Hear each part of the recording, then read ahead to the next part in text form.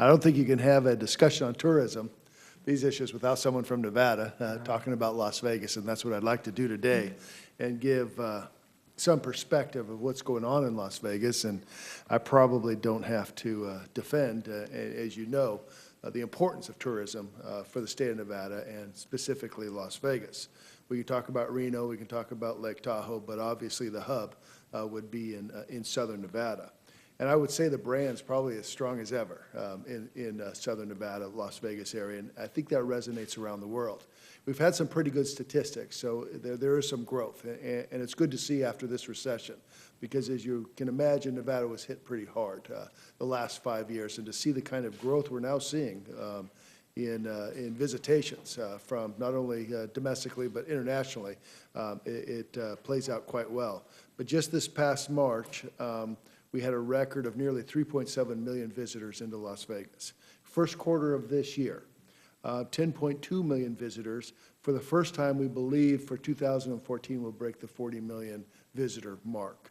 And I think the business communities are so confident in the future and the growth of Las Vegas that we now have $9 billion worth of projects under construction or near construction over the next several years. So that all bodes very well. And I don't think I have to make the argument that as important as tourism is for South Carolina and Hawaii, that Las Vegas has been and will continue to be the #1 meetings and convention destination in North America.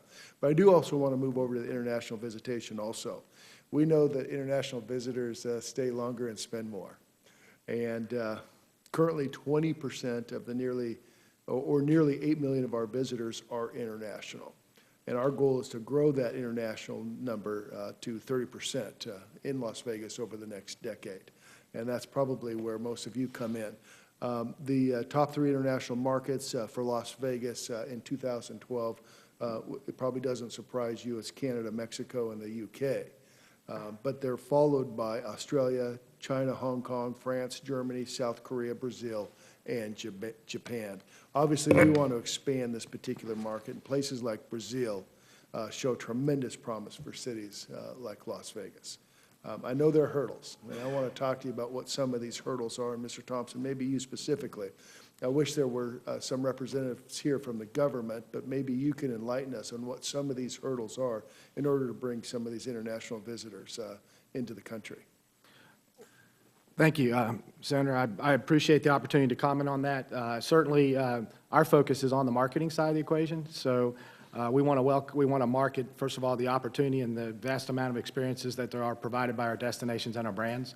And if we do our job well enough, then that's going to obviously continue to fuel the demand that you're talking about that Las Vegas has experienced very well. I think a lot of what has been highlighted here through my colleagues are the issues at hand, both at the national level and the local level.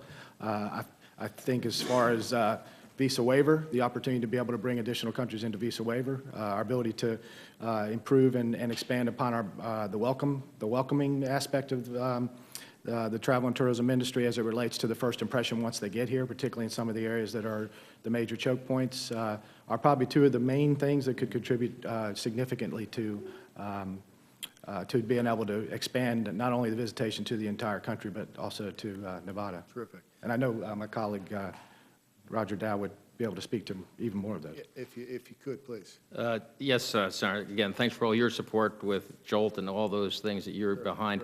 The hurdles, I'll take Las Vegas and be very specific. I take McCarran Airport. McCarran Airport has expanded greatly internationally, but funds for McCarran are tapped out for the next 15, 20 years because the passenger facility charge is borrowed against for bonds for 20 years.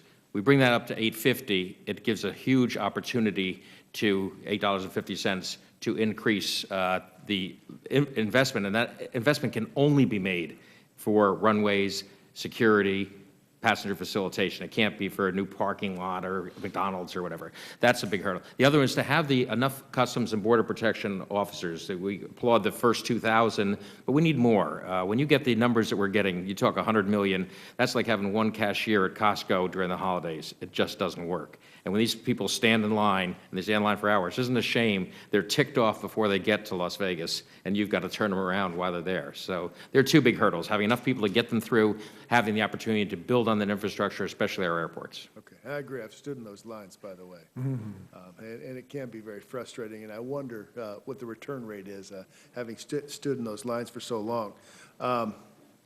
Going to Brand USA, I think Brand USA has been very instrumental to cities like Las Vegas. And for that reason, those promotion efforts to premier travel destinations, I think, have done a great job. And for that reason, I have co-sponsored the legislation and the reauthorization, as you mentioned, Mr. Dell. But I guess my question is this. I think there needs to be more transparency and accountability.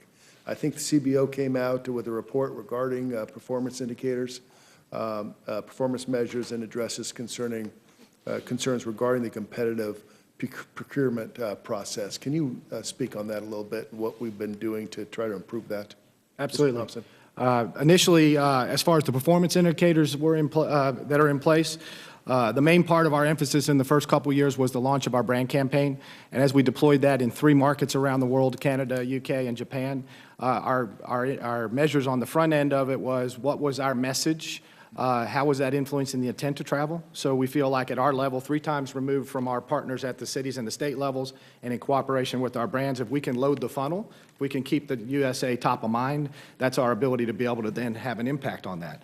What we are now putting into place is not just those broad measures, but how do we deploy against specific marketing channels? And then probably the most obvious example of accountability has been the most recent study, which looked at the entirety of what we're doing, not just as Brand USA, but in the partnership with our suppliers and our buyers around the world, and that overall ROI that was the incremental visitors that Senator Blunt talked about and that I talked about in my presentation. As far as the accountability, the GAO really only cited one example of where we stepped outside of our procedures, and it was in the very early stages of the existence of the organization, and it was in that ability for us to be able to bring forward a outside third party that could help us evaluate our in-kind contributions. And there's actually very few companies that do that. So in cooperation with the Department of Commerce and with Treasury, we actually identified a company that could do that. It wasn't a competitive process, but it was the best company at the time that could do that. But since then, as I mentioned just a while ago, we are entering into an RFP process as we speak to actually verify either that company is the correct one or to look at others that are going to be able to help us. Thank you very much. My time's run out. Thank you, Mr. Chairman.